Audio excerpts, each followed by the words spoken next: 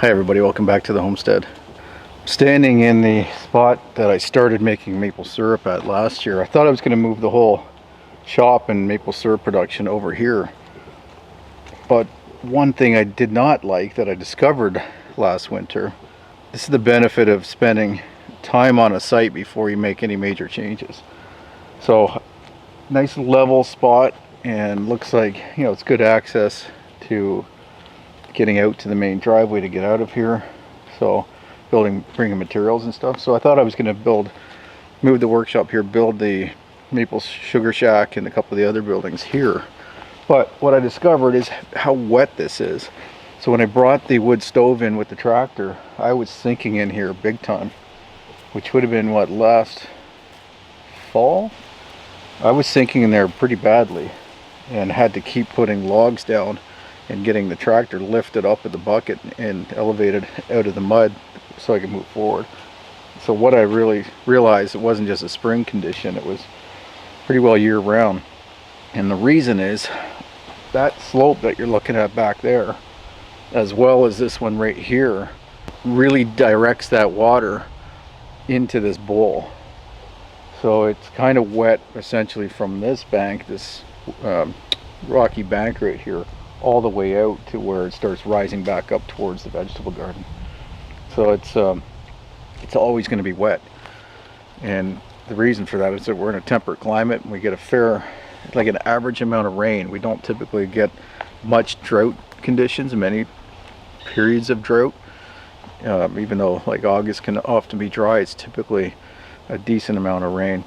And then of course winter we get a ton of snow. Like we're in a snow belt here, so feet of snow each year, and all of that melts and just collects here. And I don't think it drains out very well. There's a bit of a valley going out here across the driveway to the workshop, but it's not like it's flowing there all the time. It kind of seeps out there slowly.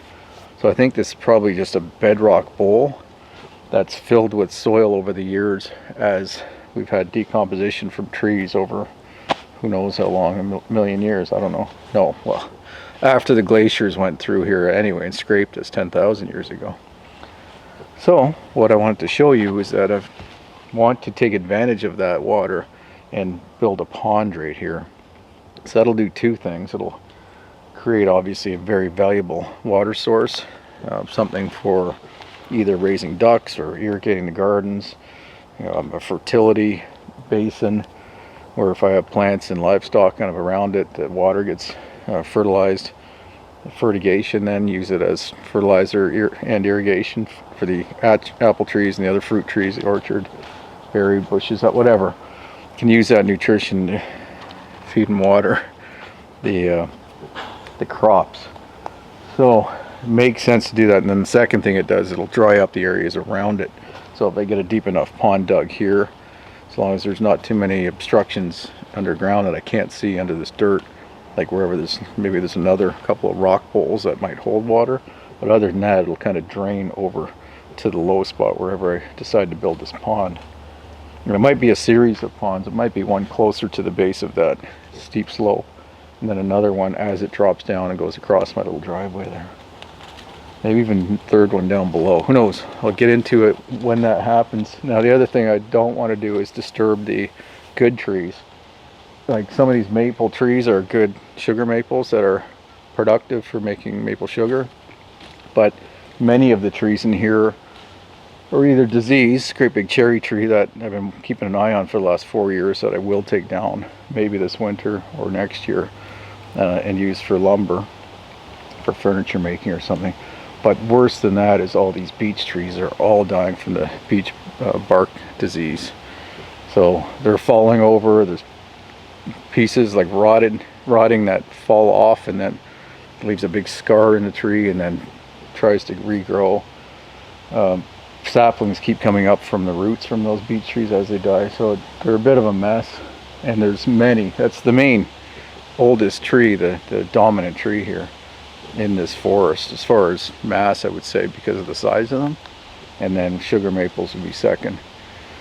So I'll contour the pond sort of around, keep them back away from the trees I want to preserve, like the sugar maples, Try not to disturb the roots much, so it might end up with a bit of a serpentine type pond or maybe like a round pond in the middle where I'm not disturbing, but maybe it's contained to mainly where the beech trees are.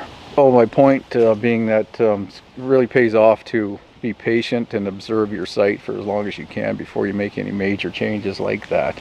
And then the long-term benefit of any site work that you do really improves the value of the property, as far as not economically with that as well, but for me, livability and productivity really increases. And then you get to benefit from that for years, both wildlife and people.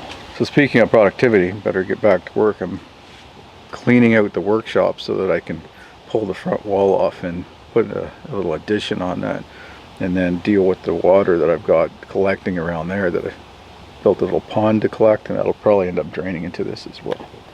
So that's it. Thanks for watching, and I look forward to seeing you back here at the cabin next time. Take care.